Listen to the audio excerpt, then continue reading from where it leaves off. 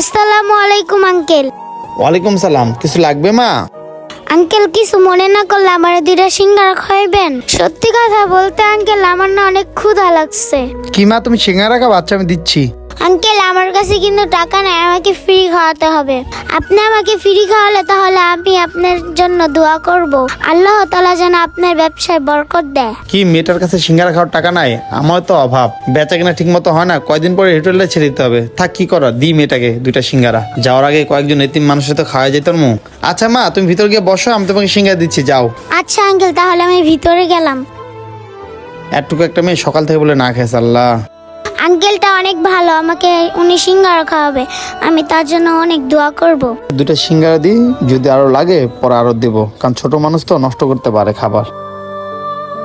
এই নাও মামুনি, সিঙ্গারা দুটা খেয়ে নাও। সংকোচ করো না মামুনি, তুমি সিঙ্গারা দুটা খাও। আর তোমার আর কিছু লাগলে আমাকে বলবো, আমি তোমার জন্য পানি আনতে